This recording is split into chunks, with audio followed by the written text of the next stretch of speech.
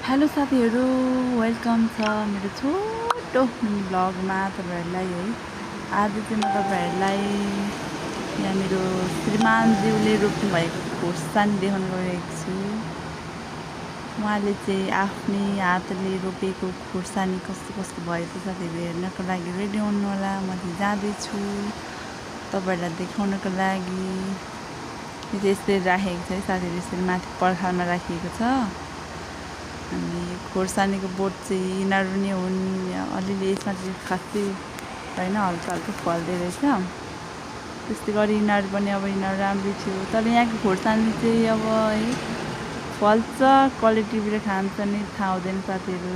आज चाहिँ म टिप्न आएको ताजा ताजै खाऊँ भनेर, त्यही भएर टिप्दैछु है। हेर्नु होला हरियो हरियो खोर्सानी। तपाईहरु पनि खान चाहनुहुन्छ भने सम्पर्क गर्नुहोला। 1 ढिडीसम्म चाहिँ उपलब्ध गराउन सक्छु म है, त्योभन्दा बेसी चाहिँ गर्न सक्दैन होला। 1 ढिडी बेसी गरे 2-3 ढिडीसम्म पनि गर्न सक्नुहुन्छ। जस मेरो बुढाले रोपेको खोर्सानी चाहिँ एकदम धेरै मजाले फस्टाएको रहेछ है। मजाले फुलहरू पनि फुलिरहेको छ, यसमा मजाले खोर्सानी लागिरहेको छ। यति हरियो छ, यति ताजा, यसमा कुनै मलहरू लागेको छैन। जस्ट कुखुराको त्यो अलिअलि मल लगायो होला, त्योभन्दा फाल्टु अब केमिकल यताउता केही पनि लागेको छैन साथीहरू। एकदमै पिरो छ यो खोर्सानी, अस्ति पनि हामीले खाएको थियौँ। एकदम पिरो छ। यो चाहिँ सुटुनी, हेर्नु सुटुनी यति धेरै छ कि आमामा।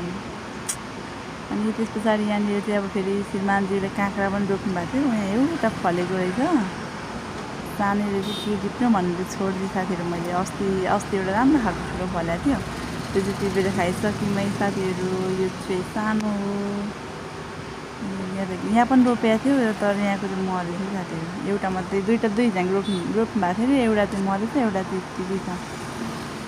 यो चाहिँ भन्ज्याङको स्कुल है साथीहरू, हेर्नु होला। एकदम मौसम एकदम धेरै राम्रो छ, एकदम शीतल खालको मौसम छ। यहाँ फुल यति राम्रो छ, फुल हेर्नु होला साथीहरू। भन्दै म चाहिँ फेरि लागिसकेँ भन्ज्याङतिर। यो चाहिँ एउटा खाटबाट जाने बाटो, यो चाहिँ भन्ज्याङ जाने बाटो हो साथीहरू। यहाँबाट देखिने नजारा चाहिँ यस्तो रहेको छ साथीहरू, हेर्नु होला।